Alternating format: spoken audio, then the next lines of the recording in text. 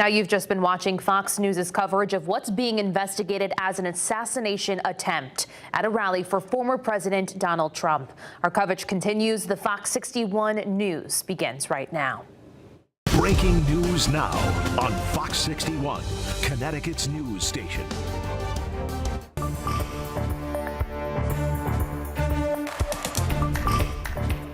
Bullets flew in Butler, Pennsylvania, as former President Donald Trump held a packed campaign rally. Those shots wounding him and killing at least one other person. And we're told the person who fired those shots at the GOP frontrunner is dead tonight. Good evening. I'm Alexa Farrell. Thanks for joining us for the Fox 61 News at 10:30. Information and video is still coming in on this dramatic night, but the most important thing to underscore tonight is that the former president, Donald Trump, survived. Photographs from the rally today in Butler, Pennsylvania show blood on the president's ear, former President Donald Trump's ear, and his face and hands. What we are told is that one attendee was killed in the gunfire. The Butler DA says there was one shooter, and that person is also dead. Once they had the president secure, the Secret Service hustled him into an SUV and departed the rally at top speed. The motorcade rushed the former president to the closest hospital, where tonight he sent a social media post to his followers. We'll have that for you shortly, but first we do want to play the entire 2 minutes from the moment that shots rang out. You want to really see something that said, take a look at what happened.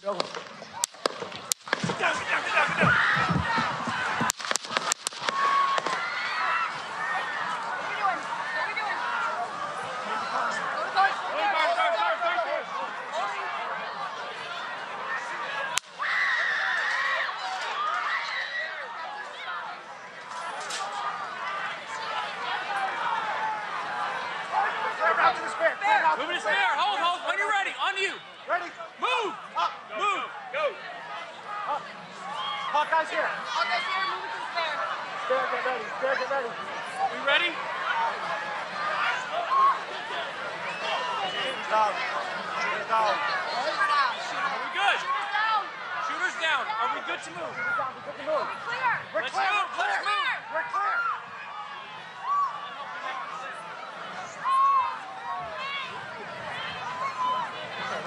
Come on. Let me get my shoes. Let me get my shoes. Got you, sir. I got you, sir. Let me get my shoes, sir. Hold that in your head. Bloody. So we gotta move to the bus. Move to the bus. Let me get my shoes. Okay. My shoes down. My shoes. Watch out. Wait.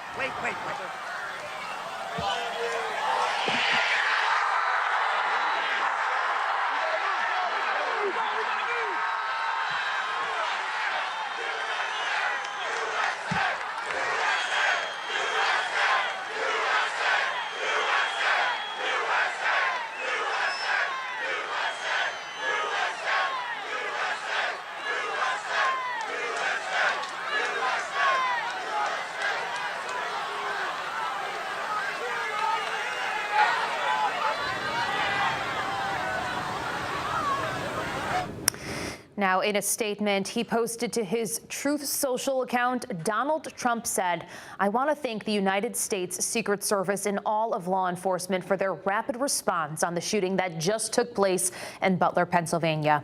Most importantly, I want to extend my condolences to the family of the person at the rally who was killed, and also to the family of another person that was badly injured. It is incredible that such an act can take place in our country. Nothing is known at this time about the shooter, who's now dead. I was shot with a bullet that pierced the upper part of my right ear. I knew immediately that something was wrong, in that I heard a whizzing sound, shots, and immediately felt the bullet ripping through the skin. Much bleeding took place, so I realized what was happening. God bless America." And as you just heard, President Biden spoke to the media following the shooting at President Trump's rally moments ago. We learned President Biden has spoken to the former president, Donald Trump, this according to a White House official. So let's hear the president's comments in full as he addressed the media earlier today from Delaware. I've been thoroughly briefed by all the agencies in the federal government as to the situation based on what we know now. I have tried to get a hold of Donald. He's with his doctors. Apparently he's doing well. I plan on talking to them shortly, I hope, when I get back to the telephone. Look, there's no place in America for this kind of violence. It's sick. It's sick. It's one of the reasons why we have to unite this country. We cannot allow for this to be happening. We cannot be like this. We cannot condone this. And I want to thank the Secret Service and all the agencies, including the state agencies, that have been engaged in making sure that the people and we have more detail to come relative to other people maybe injured in the audience. I don't have all that detail. We'll make that available to you.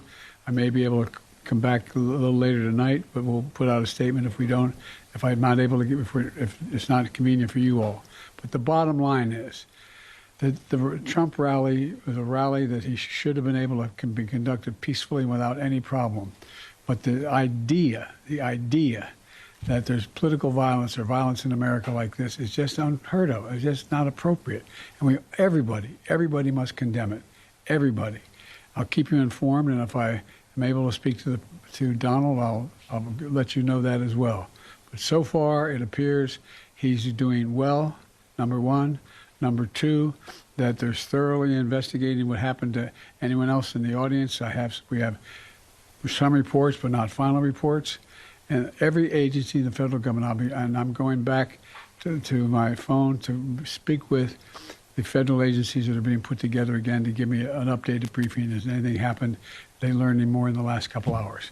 So thank you very much, and I hope I get to speak to them tonight, and I'll get back to you if I do, okay? And we have learned that President Biden did speak with former President Donald Trump. So he just moments ago did talk to him on the telephone. So that is the latest in that. And now we have Fox 61's Jake Garcia, who's joining us with reaction from Connecticut leaders and lawmakers following this horrific incident in Pennsylvania. What have leaders been saying, Jake?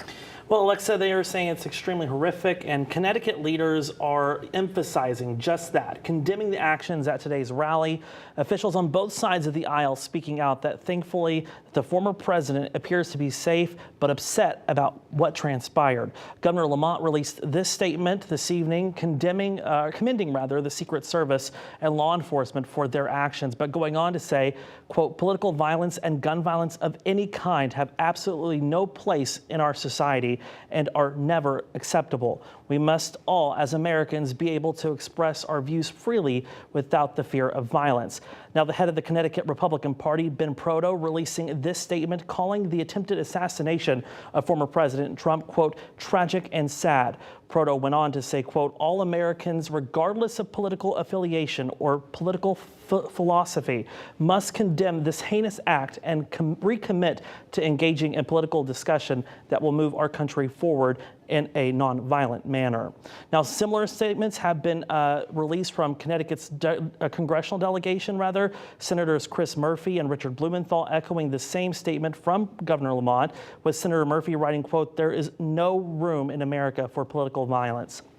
Now, all of Connecticut's representatives have released similar statements condemning the actions at today's rally and sending their thoughts to former President Trump and his family. So again, we just heard from former President Trump's campaign and Trump himself that he is fine. He is being treated, saying on Truth Social that he was shot in the upper part of his ear, but still a lot more to come on this investigation into what law enforcement officials are calling this attempted assassination. Alexa? Jake, thank you. Thank you. Definitely a lot more to come in the following days and following weeks. Now, there are still many unanswered questions tonight. Earlier this evening, I spoke with a former FBI specialist who also is a professor of criminal justice at the University of New Haven. Ken Gray, take a listen. What is the protocol when shots are fired at someone on the campaign trail, a former president of the United States, and there is an attack on that individual?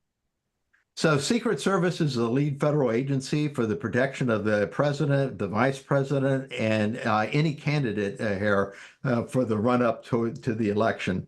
And so when the shots rang out, you saw Secret Service agents jumping onto former President Trump.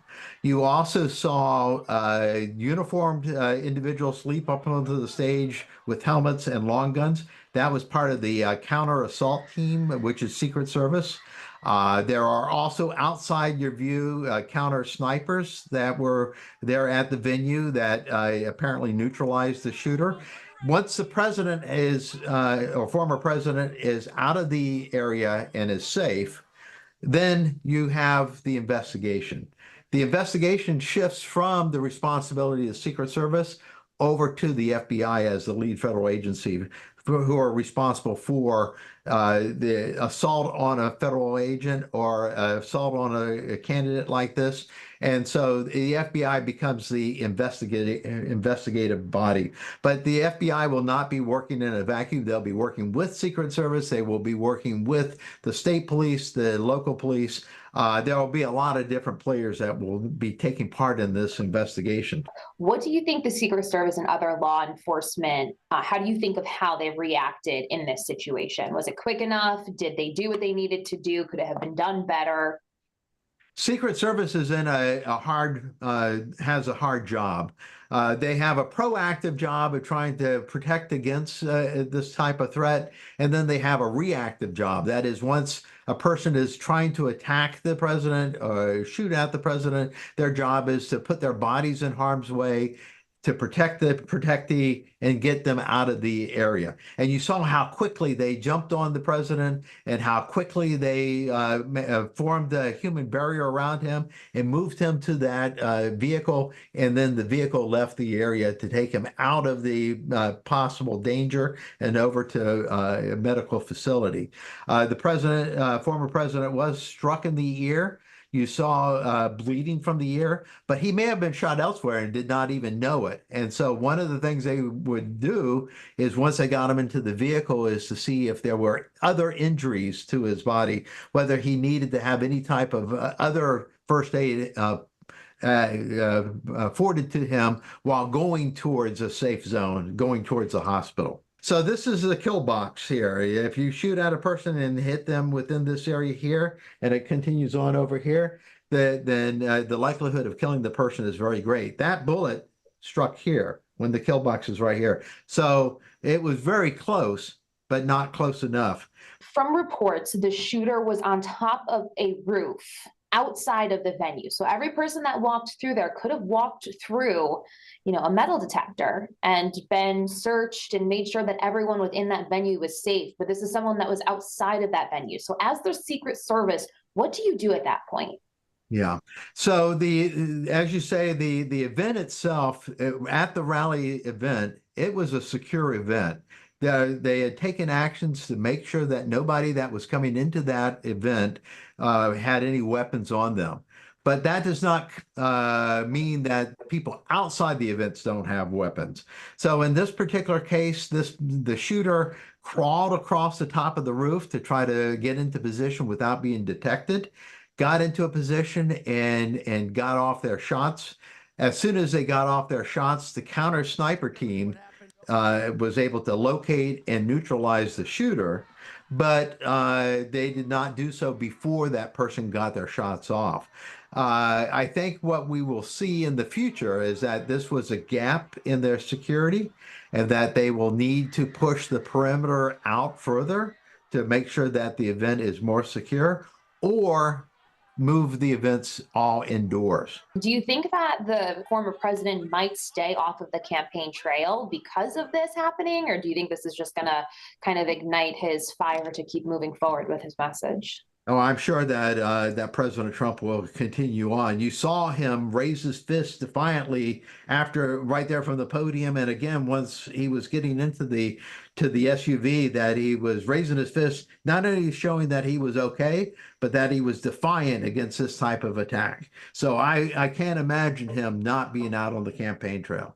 So security will just be increased as it moves forward. Yes.